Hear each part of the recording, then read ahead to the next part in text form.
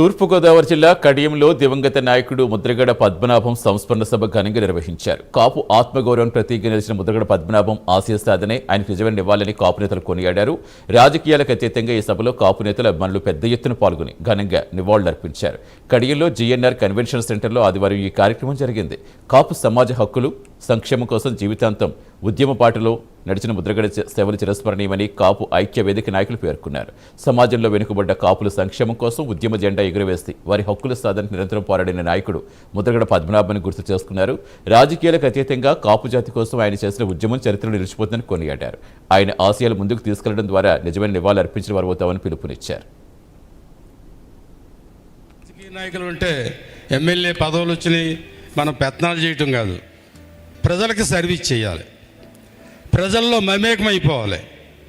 వాళ్ళ చుట్టూ తిరిగినంతకాలం మనల్ని వాళ్ళు అలాగ అభిమానిస్తూనే ఉంటారు. దాన్ని మాత్రం నువ్వు మర్చిపోకూడదు నాయుడు. మా తండ్రి దగ్గర నుంచి జస్ట్ నేను కూడా అది కంటిన్యూ చేస్తాను.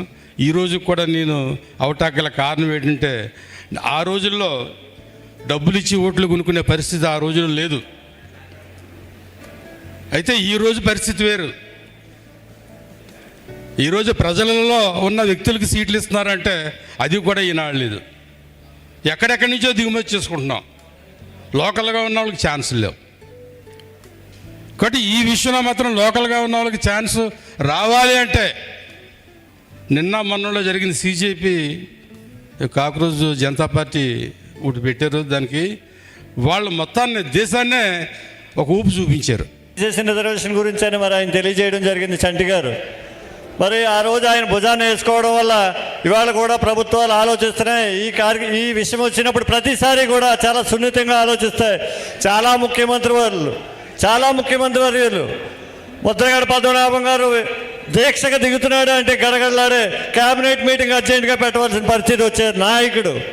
ఎందుకంటే ఆయన దగ్గర ఉన్నది కేవలం నిజాయితీ, నిబద్ధత. మరి ఇటువంటి రోజుల్లో అటువంటి నాయకుడు రావాలంటే కనుక మళ్ళీ పుట్టాలి.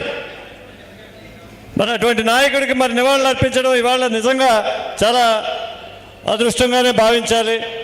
మరి ఇప్పుడు మన ఆది కూడా మనం చాలామందికి చేయటం జరిగింది. కాపు అనే పదమే మన జీవితంలో కాపు కయటం అనేది మనం ఇప్పుడు జయంగా పెట్టుకున్నాం. కాపు ఉంటేనే ఎక్కడైనా సుభిక్షంగా ఉంటుంది దేశం అనేది. మరి అలాగే మరి ఆయనతో 1989లో రావులపల్లిలో స్కాలర్షిప్ జరిగినప్పుడు ఆ పోరాటంలో ఆయనతో పాటు మేము కూడా పాల్గొన్నాం. అలాగే తుని మహాసభ జరిగినప్పుడు కూడా ఆయనతో పాటు మేము పాల్గొనడం జరిగింది.